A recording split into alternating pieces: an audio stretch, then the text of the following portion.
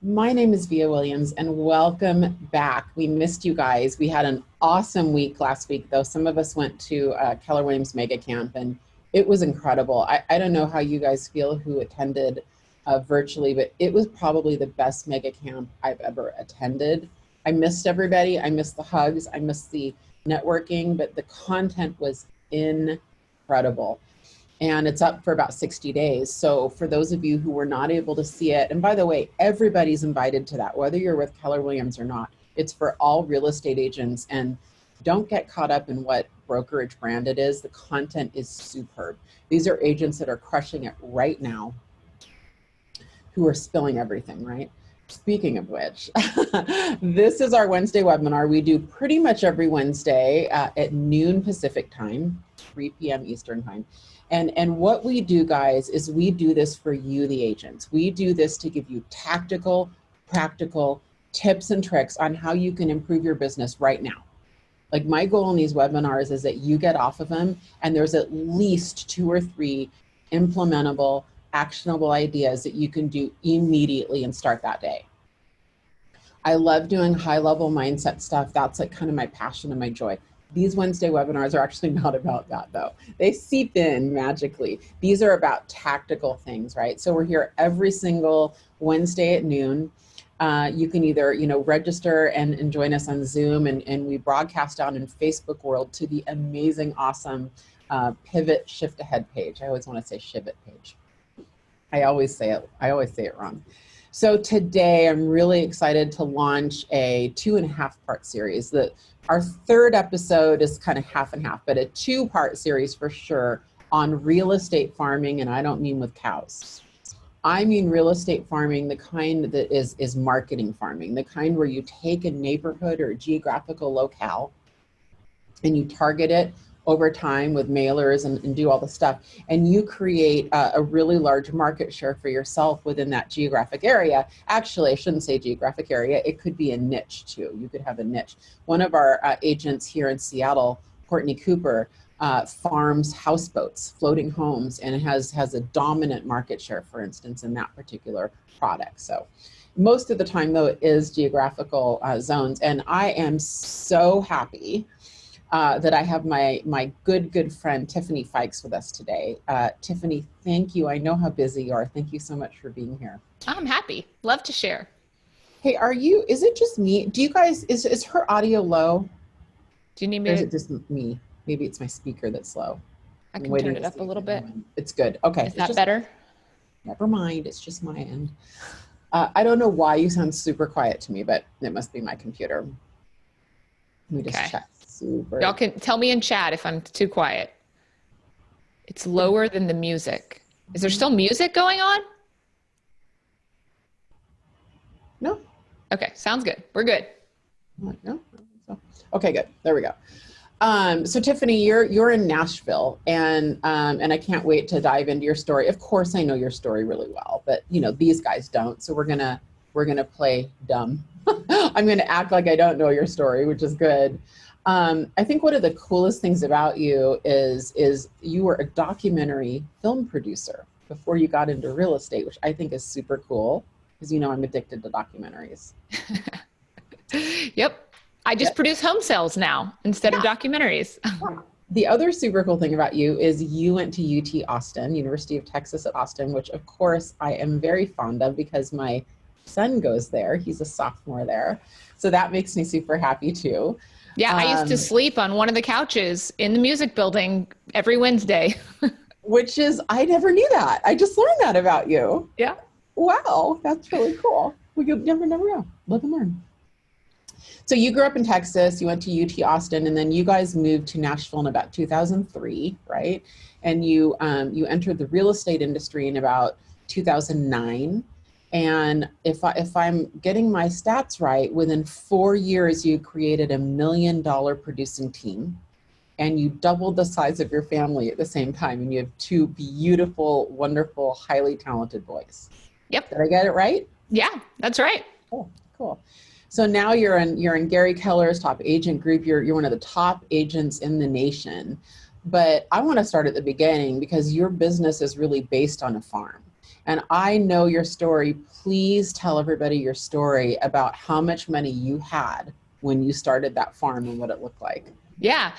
So I got into real estate in 2009, not by choice, actually. We were in architecture. My husband was a residential architect, and I joined him in his business. And then if you were in the professional world in 2008, 2009, you know that the Great Recession happened, all of our business disappeared, and we basically had to say, okay, what do we do? We had this grand plan of we're going to design houses, we'll build them, and we'll sell them. And we kind of looked around and said, we definitely don't want to build houses because those people are losing their own homes and the ones that they're like building right now. So let's just get into real estate. My husband was the architect, so it just made sense that I would get the real estate license. And I just thought, I will learn this and then I will get better. And then once the market recovers, then I'll be ready to go. So we had been without work for about 9 months. My husband, like, we delivered pizzas and just like did whatever it took to make ends meet while we were trying to figure out what to do and how to professionally work during that time.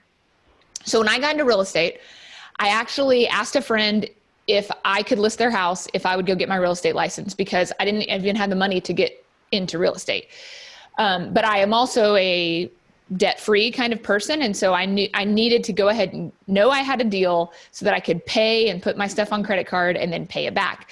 So when I got into real estate, we were negative in our bank account. We had used our emergency fund. We had no money to invest. But then got into real estate, and I didn't have a lot of bad habits. I had never been in sales. Like I said, I made documentaries. I know how to move things forward and make things happen. That was the skills that I had. I could talk people into things, which ends up, that's sales. But, so I just started going to work. I read MREA, like, in 2009, you'd host an open house. Millionaire real estate agent, right? Yes, sorry. Yep. Millionaire real estate agent. You'd host open houses and like no one would come because there were no buyers. And so I just read that red book over and over again. I read it, at least 3 times within 6 months. And in there, it talked about, I'm trying to see, I don't have it on my shelf. There you go. Right here. So that's what the cover looks like right there for any of you who don't have it. And I read that long before I came to Keller Williams. It's really a blueprint to how to do real estate.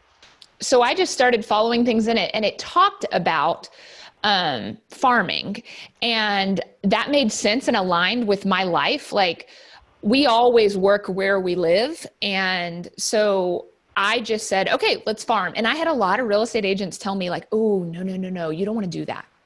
That you're going to get pigeonholed. You're not going to get enough business in that very small geographic area. Like, don't do it. And I looked at their business, and some of them were great agents. And then I looked at Gary Keller, and I was like, who am I going to follow? We're going to go with Gary. And it may be wrong, but I'm willing to take the bet over here. And so what I did was I took my first closing, which, by the way, got my license in May of 2009, had my first closing in June of 2009. Wow. And I never had a month after that I did not have a closing. I very quickly got to 2 a month because I was just hustling. I could out hustle everybody. How did you get that first deal, though? So funny, it was not my friend's house that was the first deal. That was my second month's closing. The first one I did, I threw a launch party, because coming from film, that's what you do when you finish your film, you have a launch party. So I had a launch party for my new real estate business, called everybody that I knew. And in those calls, somebody said, oh, my son, is about to start looking for a house. And so he was my first deal. He literally wrote a new construction that was already built and sitting there ready and closed within 30 days of me getting licensed. In 2009? Yeah. When it felt like, if you were doing real estate at the time, at least in Seattle, it felt like literally nothing was being bought or sold. There was like a 6-month period there where I swear to you, like there was no real estate happening. That's amazing. Okay. Yeah. So that first closing, we had no money. Like, I needed every penny of that $120,000 closing. So Joshua and I, my husband, we sat down and we said, okay, how much can we give towards building the business? And it was 5%. And I said, all right, 5% will go towards farming, and my efforts in becoming a local expert in an area that I wanted to work. And we'll talk about, I got super lucky. I didn't know how to do the math on farming, and I got lucky and picked a good neighborhood, but we'll talk about how to actually pick a good one. So is that like $150? Did I just do math in my head? So it would be, let's see, 4,500. It was more than that. Math wrong. Here's the math that I do know. I could mail postcards to 8 people for an entire year with that. And that's how I started my farm, was 8 people on one street. It wasn't even a whole street. It was part of a street. And that's how I started farming. Okay, hold on. I'm getting my calculator out. So here's okay. So that's 96 postcards, because it's 8 people times 12 months. Oh, so yeah, it is about $45. Or it was like 150, I think. Yeah. I think in my little VD brain, that was my math. But here's what I think is a huge takeaway that I want everyone to really absorb, Tiffany. I know you're going to go into it later, but what you said is, I have enough money for 96 mailings. And instead of saying I'm going to mail to 96 people once, what you said is, I'm going to budget for the number of people I can afford to mail to 12 times a year. So instead of picking 96 people, you chose 8 people, because the money worked out to be 8 times 12. Yeah. So that's a huge takeaway. I just want to be sure that everyone really, really absorbs that. All right, let's keep going. So every month I would grow my database of farming, so that, because the next commission was a little bit higher. It was a $200,000 deal, and I got to add, 20 people to the farm, and did that every month and steadily grew. And by the way, I think I got my 100. You're such a realtor. You can do the commission so fast. Let me just check my math, but yeah. All right, never mind. Keep going. So I grew very slowly by that. And then within 6 months, we'll talk about my plan, but these people saw me, they heard from me, and then they saw me on their doorstep. And when there's only 8 of them, they see me a lot. I wasn't there every week, but I was there pretty consistently. And then I grew to 20. Okay, I can still manage these number of people. And every commission, I added that 5% and added that 5%.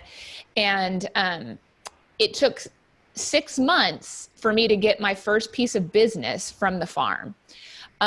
But the thing I love about farming is you're building up mind share with people, so that in a moment when your world collapses, you actually have a business that keeps functioning.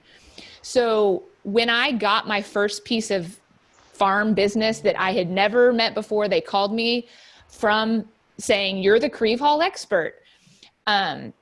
I was living in Texas because my husband, it's a long story, but he's an only child, and his father passed away completely unexpectedly, who was unmarried and had a ranch of horses and a business restaurant that he ran all by himself. And so we had to move so that the horses could eat, and so that the restaurant would stay open and all of that staff would stay employed. So we actually moved to Texas, and I was in boots, having just fed all of these horses, and my cell phone rings, and they're like, "We know you're the expert in the neighborhood. We want you to sell our house." And I'm like, okay, I got to get back to Nashville, and I've got to sell this house. And I had done nothing right then to earn that business, but because I had been so consistent with them, they called me. And that's what happens with farming, is it becomes an input of business. Mm-hmm. It doesn't necessarily create business tomorrow for you, but it creates long-term business that you don't have to actively be working for when it comes. Well, yeah, 100%. And so if I'm doing the math, so it's fascinating to me. So $150 and that's 8 people. And then you do 300. So now you've got, 16, 24 people, and then you start adding it up and adding it up. And we don't need to get into all the particulars. Suffice it to say, I'm guessing by now we're in the thousands. Is that accurate to say? Yeah. Yeah. We mailed to almost about 4,500 people. There you go. And we changed. That first deal, I gave half my commission to the farming budget because that was found money from farming. And so I wanted to reinvest more of it back into that. And then later, as I could give more to it, I grew it to 2,000 in a couple of years. Yeah. Oh, that's great. Okay. Got it. And we're going to dive into exactly what you did, because I think it's really important to let everyone know it is not just about mailings. Oh, do you wish it was that simple, right? Oh, do you wish you could just passively mail and magic would happen? But it doesn't always happen that way, does it, to get an ROI? No. Okay. So now you have a thriving business in Nashville. You just said you've 4,500 people you're farming. Give or take, what does your business look like coming from that farm right now? So we do 250 to 300,000 a year in commissions just simply from that farm. Wow, that's amazing. And so from an ROI perspective, God, that's fantastic. Yeah. And we spend $2,500 a month in the mailing. We door knock to them once or twice a year. And we basically add on farm participants to the events we do for our clients. So we don't even have any cost with that associated. So yeah, we don't quite make 10 times the money, but it's pretty close. I was just doing math. So yeah, it's a really, really good ROI. Honestly, there's a lot of people doing Zillow and different lead sources, Tiffany, that are really happy with like a 3-to-1 or a 4-to-1 ROI. This is amazing. I will say, I bet you to truly get ROI, you'd have to add everything you've spent up till now, though. Well, is that fair? Yeah, for sure. But if you'll let me share the screen. Yeah. Can y'all see that? Yep. So this is kind of the income that was produced through that farming efforts. So started with $0. Within my first year, I was up to 850 people. You can see that right there, and made about $50,000. So when I was mailing to 850 people, it was about 50 cents a postcard. So that's $425 a month. So that's whatever, $48,000, $50,000. Mm-hmm, mm-hmm. So I broke even in my first year. Mm-hmm. No, 50,000. That's not right math. Well, 4,000. Yeah. If you spent how much a month? 480 a month? Yeah. That's about 6,000 a year or a little less. So 6,000 a year turned into 50 in the first year. Not quite 10-to-1, but pretty good. Yeah. I continued mailing just to 850 people. And in 2011, that time on the task means I made, about 125,000. And you didn't even increase the number. That's actually really fascinating. Well, and that's because farming you've just got to start the clock. I had 6 months of nothing, and then everything starts working because they're familiar with you. They see you places and they get to know you and they feel like they really know you. And then you start increasing. And so then I increased to 1,300 and, made $200,000 that year. So this is kind of the trajectory of where my farm took us in GCI. And you can see one thing. Here's the other thing to notice. 2012 to 2013, I raised it to almost 5,000 people. And you notice my money did not go up much because, again, it's that time on task. And I'll tell you what happened here. I started mailing junk and I also stopped door knocking this year. And then we fixed it, and then the chart keeps going up. So yeah, your ROI, we had an ROI in the first year. That's amazing. But not everybody does. And I think that's important to know. For sure. If you start with 1,000 homes, you're not going to have an ROI in the first year because you can't be in front of them. Mm-hmm. When you start with 8 or 20 and you're up to, only 800 by the end, you're seeing 800, you're knocking on those doors once or twice a year, no problem. And so you can get faster results. Yeah, that's fantastic. So let's kind of pace this out logically for everybody. Okay, so that's a super good background. You have convinced all of us, everybody needs to farm. So let's start with strategies, Tiffany. Yeah. Let's start with strategies. What are your top 3 strategies, not tactics right now, but strategies, a way to think, how to plan, what to do if someone's watching this thinking, I want to start farming just like Tiffany? The first thing is you need to know how to pick a good neighborhood. You need to pick a good area or a good niche, if you want to do it that way, that is actually going to turn over, because no matter how good you are at marketing, no matter how likable you are and how much people like you, if they're not selling their house, you're not going to be the one to do it. So you've got to make sure the turnover rate is right. And do we want to get in? Do you want me to talk about that right now, what that is? Or is that absolutely. Okay. So turnover rate is how many houses sell. This is math. This is where people get scared. How many houses sell divided by how many houses in the neighborhood. So you're looking for a percentage, and different areas do different things. I say you always need to look in your MLS. Don't go to your tax records, because if they're selling it to their brother, or if they're not hiring a realtor, they're not going to hire you anyway. So look at how many listed properties sell in your area. Divide that by how many houses there are in that area, and that's your turnover rate. Even if you're going to start really small, don't do the math on 8 houses. Do the math on the whole neighborhood, and then it's a good, solid neighborhood, and then start finding your first street, or if you want to do the whole neighborhood at once, you can. So yeah, and so the target turnover rate is what?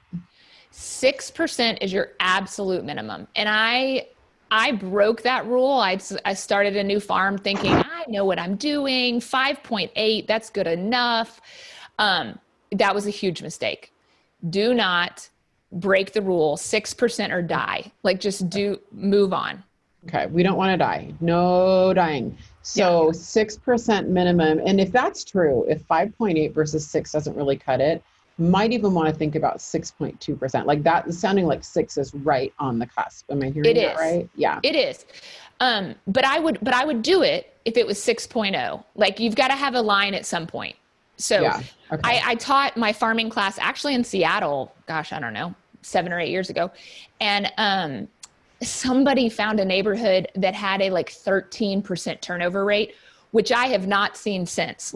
Wow. Usually 6 to 8 is really great. If you have an 8% neighborhood, that is an amazing turnover rate. 13 was unheard of. Do you also look for agent market share? Is it, in your opinion, let's say you found a neighborhood that was 6.5 or 7% turnover and it has a super dominant agent in there already. What's your advice on that? Yeah, you have to consider that too.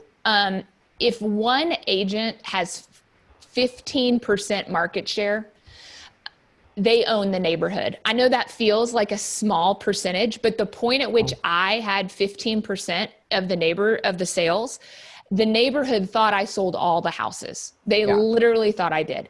So if one agent has more than 15%, or if 2 agents have more than 20, I also wouldn't touch it, because you're just in for a longer fight. Mm-hmm. You can displace somebody if they're not doing what they need to do, but you're just making your timeline of payoff longer. So you'd have to have a really compelling reason to do that. Much more expensive. Tiffany, how far back do you go? So when you calculate your turnover rate, how do you do last 12 months, last 24 months, 36 months? So it depends.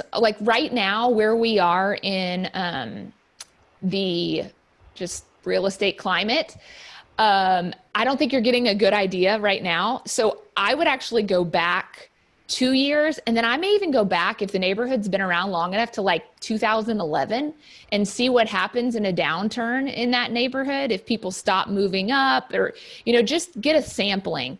Data is only as good as the information that's put into the equation. And so if you just look at, 2018 or 2019, which were the peak, potentially the peak of the real estate market. You're not getting a good sample of like, are they just selling because they can make money, or does this neighborhood consistently turn over? Yeah. So I would take like this year, go back 3 years, go back 3 more years, and sample each one of those. Because you're about to make a huge investment of time and energy. Yeah. I mean, I also think, Tiffany, you can make some logical conclusions. Like, I'm just going to use Seattle as an example, but we have some neighborhoods that feed directly into Microsoft. They're in our median household pricing. I can draw a logical conclusion that the market for them is not going to diminish over time, right? It's not, those are not neighborhoods that will get weaker because I can see other outside economic conditions, coming in, right? Yeah. Well, since we went right into tactics, let's keep going into tactics. I love that. So tell us another top tactic of farming that you want everyone to know. Let's think. So picking the neighborhood is definitely one of the things. And then, they need to see you. So you need to be present in whatever neighborhood it is. You should not pick the neighborhood you live in just because you live in it. Again, okay, I think people are going to freak out at that. I think that people are going to be shocked that you're saying that. I think people assume they almost have to live in the neighborhood they farm. No. Well, you can farm. I mean, it's easier to farm the neighborhood you live in because you're already at all of these things. But the reality is, if you live in a neighborhood that has a 4% turnover rate, that does not make logical sense. Yeah. So you need to be seen in the neighborhood. So I started 2 farms at the beginning, and walk your dog, like drive to the other neighborhood and park, and then walk your dog through the neighborhood. Act like you live there. Go shop at the grocery stores where the people who live there are shopping, because the more they see your face, the faster your marketing works. Like, how you're winning is when people look at you like that in the grocery store or at the library. Like, I would have these people like keep looking at me, and it freaked me out at first because I didn't know that's what was happening. Well, you're hot. Everyone looks at you that way, Tiffany. Right. It is just me. I was so used to it. Yeah. But they feel like they know you. It's that look of like, how do I know you? And that's what you want, because then you get to have a conversation around real estate, because when they realize, oh, you're the realtor, then that's what your conversation is all about. Go to the library, like just go to the playground. You don't even have to have a kid. I didn't have a kid when I started farming. Walk your dog, read a book out at the park. Mm-hmm. Don't be creepy, but just be out, do the things that you would do anyway. Just insert yourself into this other geographic area where you want to be known. That's great. What else do you do besides mailing, Tiffany? So we've talked about the mailer, we talked about targeting the right neighborhood, and we talked about all of this stuff like, walk your dog or whatever. What else have you done to be present in the neighborhood? I'm leading you down a garden path because there's something I want you to talk about. Hint. Yeah, I was like, door knocking, I'm sure is what it is. So yeah, I door knocked every month. And I door knocked before I even had listings in the neighborhood, because what did you say? Like, what was your purpose of door knocking then? Yeah. I don't know what script it was, where I heard this, but I basically would show up, and say, hi, I'm Tiffany Fykes. I'm the Creve Hall real estate expert. And I just wanted to make sure that you had someone to ask your real estate questions to. Or I would say, do you have somebody to ask your real estate questions? Well, let's role play. I don't know. No. Oh, great. Well, here's the thing that you do now have somebody that you can ask your real estate questions to. If you're anything like me, I know that I always love to know what the house down the street from me sold for. So I'm going to come by every month. I will always have that information for you. Here's my, card and information. And if you ever see something and you have a question, let me know. But don't worry, you'll see me next month. So, so next time when somebody answers the door or you answer the door and ask you that question, you can say, yeah, you do. Do you have any real estate questions right now? What would be a typical response? I don't even know how to role play because no one has ever knocked on my door and asked me that. I don't even know what the common objections would be. I mean, somebody would say, oh yeah, I've got a friend who's a realtor. And I'd be like, okay, great. Well, I am the expert in this neighborhood. And so if there's anything specific in this neighborhood that I can help you with, I'll be back next month. And I always, if I'm like you, I want to know what the neighbor's house sold for. So I'll always be bringing that information for you. Does that sound okay? Sounds Yes? great. And you have a handout of like stats, neighborhood stats with you that you're leaving. Yep. And then do you leave those? When I say a handout, I mean, I had no money. I printed off an MLS sheet of whatever had just closed. I mean, it was ugly. Yeah. And it had circled what the price was that they sold for. And it had my contact information on it. And that was what I had. Listen, Tiffany, sometimes I think that's better. I do a lot of email digital marketing, and I am more and more convinced that the less pretty emails get more opens because they look like they're manually generated. They don't look like they're mass, pretty and slick. So I actually think that that's okay. I mean, I'm also into brand and image, so I'm it's a constant thing. A battle. But the reality is they're going to throw away whatever it is you've sent to them first. 100%. And so don't spend too much time. Like if that's going to stop you from knocking on the door, don't spend any time on it. Make it pretty later. Like just get out there right now and have a conversation with them. Yeah. And the other thing that I'll say about door knocking, that first deal that called me and said, we know you're the neighborhood expert, they had never opened their door. Oh, wow. They were in my second group, my second month expansion. So they had seen me for 5 months knocking on their door, and they were in there. I could see her through the window, and she never opened the door for me. But that didn't matter because I left it, and that consistency, she knew who to call when the time was right for her. Yeah, she felt comfortable. I think at that point, there's a psychological effect of this person has walked up my front entryway and been to my front door so many times that I'm comfortable with it. I don't think they're thinking that consciously, but I think that I feel safe with this person. I don't know them and I don't know anyone else. Might as well choose this person that I feel comfortable with. I always tell everybody, Tiffany, and this is like a DHB of mine. Our regulars know what that means. That means deeply held belief. So that's a via DHB is that sellers are risk averse. So real estate sellers, this is a lot of times it's their largest asset.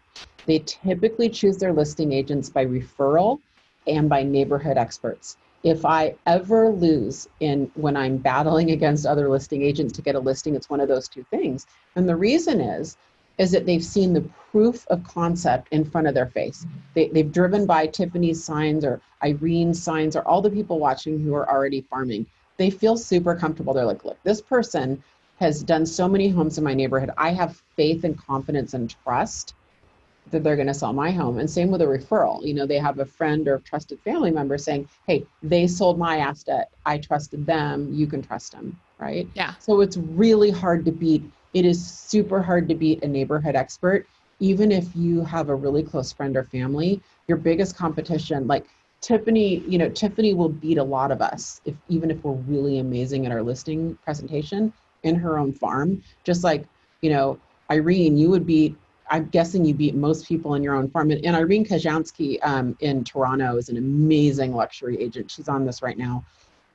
I think, Irene, you said you had like 15% market share, really, really high market share. I can't remember what you said, but same thing, right? Same thing. You guys have just done a masterful job kind of dominating your farms. And I think it's really, really cool. All right. One question we had about door knocking during COVID. I have so many questions. So you go, keep talking. Well, I'll hit COVID. So we stopped door knocking at the beginning of this, but we've started again because, and what we do is we knock and then we get way far away. I mean, almost like if they really just look, they can't even see us because we want them to be comfortable. But right now, man, people want to see people. Like people open their door now more than they did pre-COVID. So I think as long as you're masked and very far away from the door, more than 6 feet, we've found that people open their door more now. Here's another, you might say, controversial way to get people to open their door. Oh, good. I love controversy on the Wednesday webinars. Makes me good. My ratings go up. I can definitely provide that. Men holding or carrying a baby will get their doors opened more. And so what we did for a period of time on our team, somebody was having a baby or having babies. And so nap time, we would let somebody carry the sleeping baby to go door knocking. So our best door knocking hours for opens were 1 to 3 when the baby was sleeping on somebody we trusted on our team who went door knocking. We need to pause a moment. That is one of my favorite sales stories ever. That you guys use babies as basically clickbait. You use babies as like oh my gosh, that's awesome. That's amazing. But men, not women. We didn't see a huge increase of women because I think people are more afraid to open the door to a man. Maybe, they're less afraid of a woman. That is I don't know. Fascinating. Oh, someone's asking, Lindsay, really good question. What about bringing your dog with you to door knock? I've never tried that, but there's too many people who are actually afraid of dogs. I know. That I think that may have the reverse effect. I think so too. I feel the same way. I think it makes me a little nervous, Yeah. Okay. So you're still doing it during COVID. I think you answered one of my other questions, which is you have team members do it too, right? So it's not just you. Now I can't. It's different. I mean, like, what do they say? Well, and one of the things, the script that I gave you, that was like my first few months when I had no listings. Then once you have listings, you start talking about those. I don't know if you saw the house I sold down the street. You start using that kind of language, or we sold down the street. But the next tactic that we'll probably talk about is like, you want to be an asset to this neighborhood. Like, you want to be providing things for them. And so now we've hit that 20% market share, which is crazy. I never knew that 20% it sounds like so low, but it's really a huge percentage of the market. Sounds high to me, but that's because of the world I'm in. 20% is amazing market share. So once we've hit that, we no longer have to talk about it. Our signs talk about it. The neighbors talk about it. So now all we talk about is what we can do for them. So we do events. We do something called a neighborhood tool shed, which is a really cheap idea. I took it from the concept of, other people have it for their database or their past clients. And I was like, well, I'm going to do this for the neighborhood. What are the things that nobody should own because they use them once or twice a year? And a leaf blower, because we have all of these huge trees in this neighborhood, a pressure washer, an extension ladder, and a pickup truck is what I came up with as 4 things. So I put together a tool shed, and I did this 2 years into farming, I created this. I didn't own a pressure washer. I did not own a leaf blower, but I was committed to buying one if somebody needed it. So I made a flyer, and that's what we door knocked for. We said, have you heard about the Fykes tool shed? And everybody on our team did that. If you need a pickup truck, if you need a ladder, if you need a pressure washer, you call the Fykes, and you can use the Creve Hall tool shed that they've provided. I got to door knock on that like probably 6 months before someone actually needed the pressure washer, and I had to go buy it. People were talking, like somebody on Nextdoor would be like, does anybody have a pressure washer? Other neighbors would be like, have you called Fykes? Because they've got a pressure washer. That's so smart. Getting all this word of mouth before I even had to invest the $500 for the pressure washer. So, you're always looking for problems you can solve for people. And that was one that I saw. I mean, that's amazing. It reminds me of Russell Rhodes used to have a big thing for his database. We had like the slushy machines for parties. The margarita machine. That you didn't want to own because they took up a lot of space, but like once or twice a year, you would love to have one. I think those are his most popular item. Or like outdoor heaters. They have like the patio and deck heaters, things that you don't need all the time, but when you want them, you want them. Yeah. So smart. I love that. What other events do you guys do, Tiffany? So the other thing that we did that costs $0 is something I called Drinks in the Driveway. So I basically created this event that's a BYOB hangout in your driveway. Pre-COVID. This is like 2012 when I started this. And my idea was just to get more neighborhood involvement and to up. This was a neighborhood that had mostly old people in it, but it was getting kind of revived. And I needed the young people to know there were other young people. And so like, come out and let's be friends. We can be a great neighborhood. And so it's hosted in one driveway. I hosted it in mine because I do live in this neighborhood to start. And I just invited everybody, said, bring whatever you want to drink. I was pregnant at the time. So like I had a jug full of water. And that was it. And you would invite your neighbors, and it's turned into this huge neighborhood thing. We now have 3 driveways that people fight to participate in.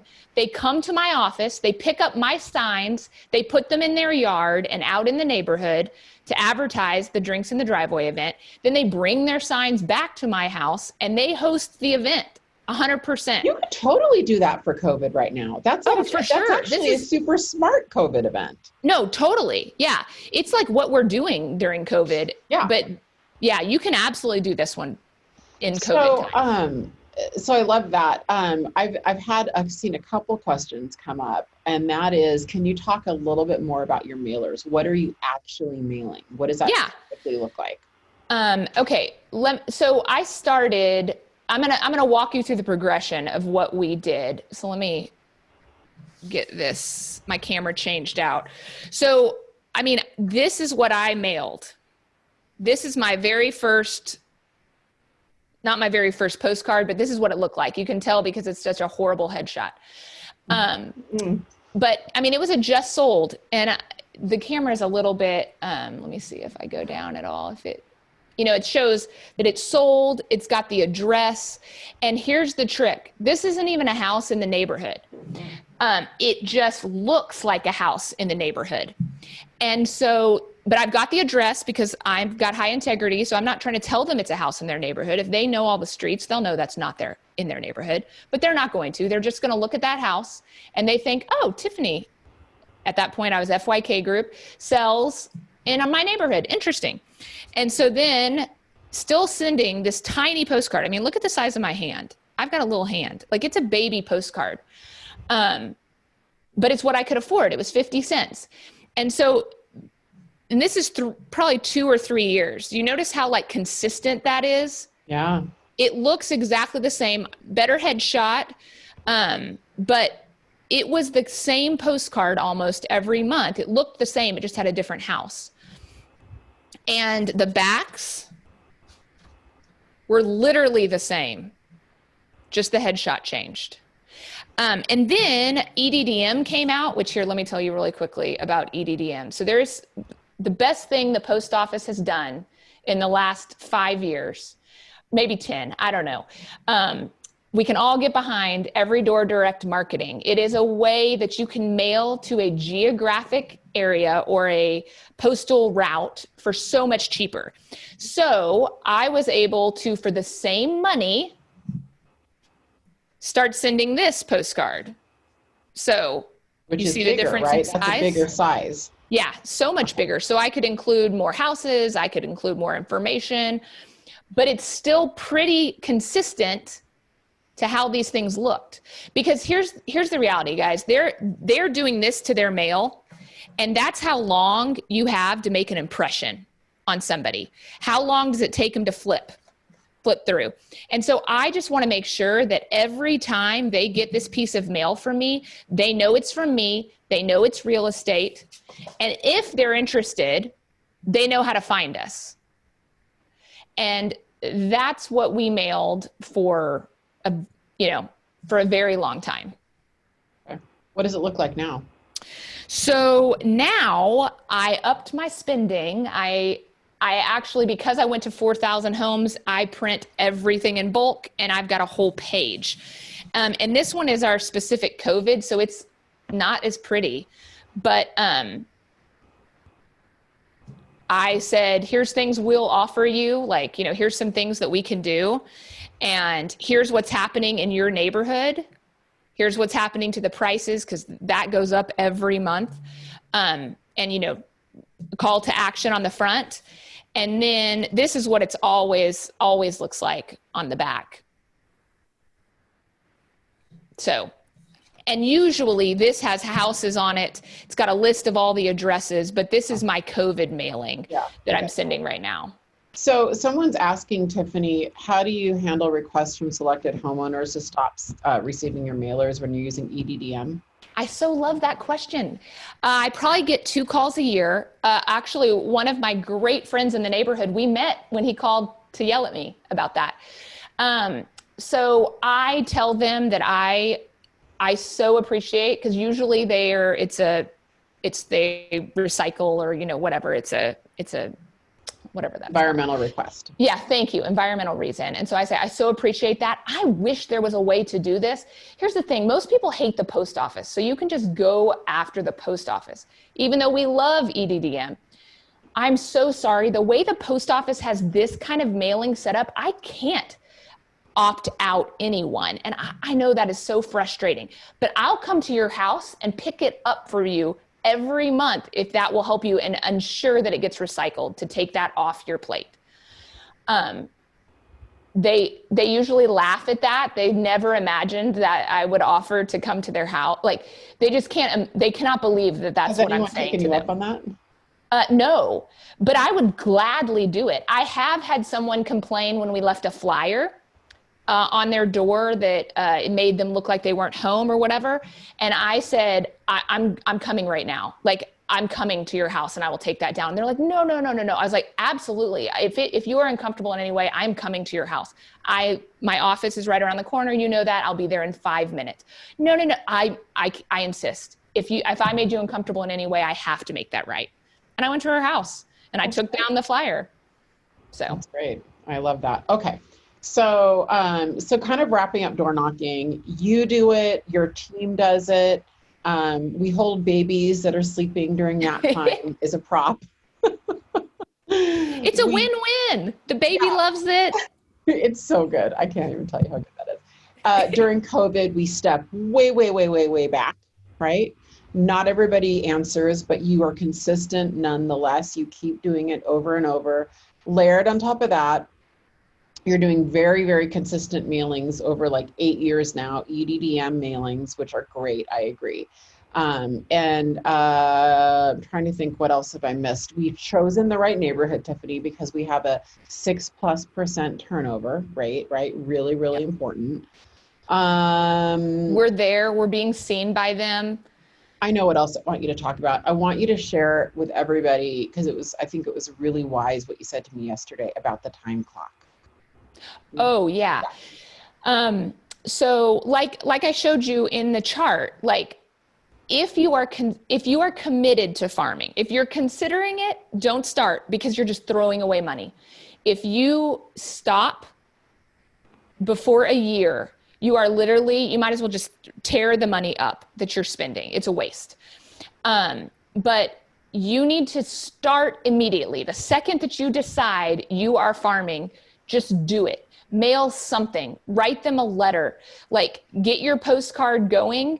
And I mean, I bought that design on Etsy that I've used for 5 years. Just get something out there and start doing it consistently, because you just need to run the clock. They're going to throw it away most of the time. So just get it out there. Go door knock and be silly and be ridiculous and don't know what to say, and just start getting comfortable doing it. Because your skill is not, like, you can get business immediately from farming. You absolutely can. You door knock the right door at the right time and you will get business. But it's the consistency that is where you win. And so just start running the clock once you've committed to doing it. And one other thing that I say about farming is get a buddy. Get a farming buddy. Because when you start investing this money and this time, in 6 months, if you don't have a deal, which it's very rare to have a deal in 6 months, a year is how long you really need to commit to doing this before you see any results. You want to stop. You want to stop writing that check for the mailings you want to stop going and knocking on that door that I can see her in there and she never opens. Like, you just want to stop because it is hard to keep working with no results. And so find somebody else on this call and be accountability partners, because I started a second farm and I was already teaching this. I already had wild success in my first farm. And literally to the day almost of 6 months, I told Joshua, I was like, I don't want to do this anymore. Like, this is not working. And he was like, are you listening to yourself? Like, you literally teach this and say this exact thing to them that it's going to happen, and you want to stop? Like, and it's real. You just, man, writing a check every month that you don't see a return for is so hard. And so find somebody else to like skip along beside you and be like, we're doing this. It's going to be fun. Yeah. And I think what's great about it is, as far as like starting the time clock now, we all know the math now. The math is, if postcards are $1 in a mail and you have $12, that's one person. That's not 12 people. I think that's one of the biggest takeaways that I've gotten from you, Tiffany, that we budget for a year.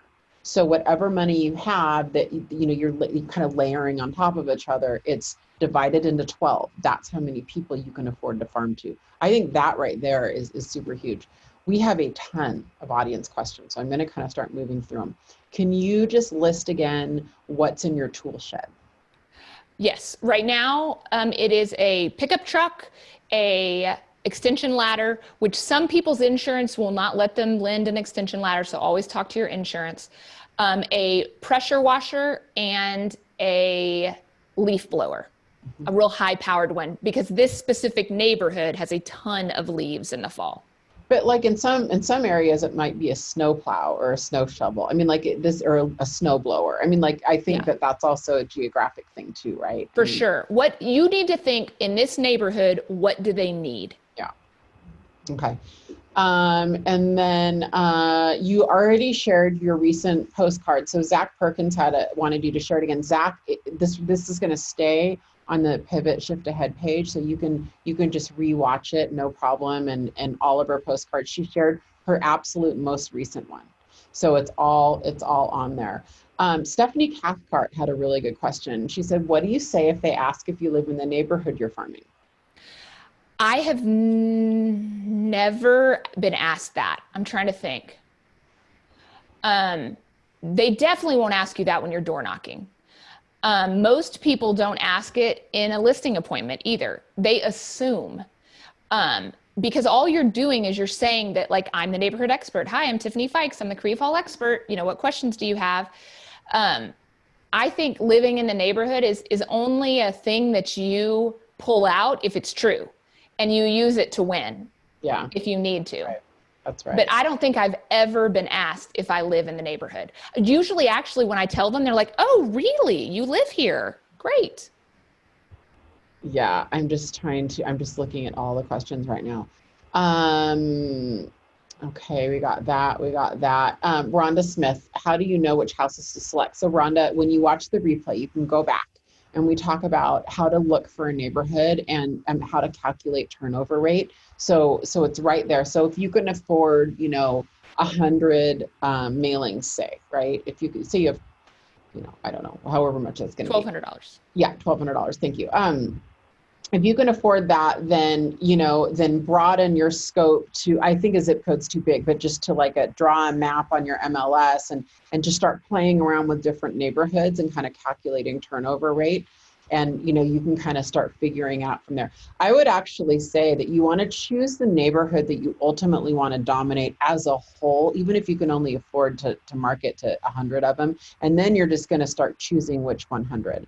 And by the way, you will want to do it per postal route, because that's how EDDM works. So you pick your big neighborhood and then you figure out, okay, 100 homes, is that a postal route? And basically let the post office decide who you mail to, because it doesn't matter within your neighborhood. You just need to get started. That's great. I didn't even think about that. That's really, really smart. And, I just want to put a little plug in here. We have a lot of new construction real estate agents that come to our brokerages. So I help lead 8 brokerages here in Western Washington. So I'm actively involved in recruiting a lot.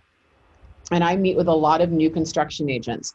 If you have sold new construction, you are a prime candidate for farming. You probably know almost every homeowner. My husband sold a neighborhood out over like 3 or 4 years, literally can tell you every single house, every single homeowner. He's been inside like every single house in that neighborhood, right?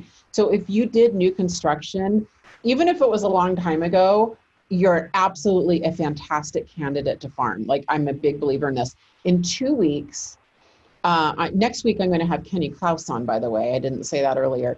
In 2 weeks, I'm going to have someone on who did that. She sold out condos in downtown Minneapolis. And then after a few years, she went out, came to Keller Williams, right? And opened a little storefront. And all of her business is concentrated in this like 3-block area. She's a huge, massive business concentrated in all of the condo complexes that she sold. So I thought I'd throw that out there. There's a good question from Jenna, which lived near Creve Hall, which I love that you know where that is. So no solicitation signs and HOAs with restrictions. That's a really great question.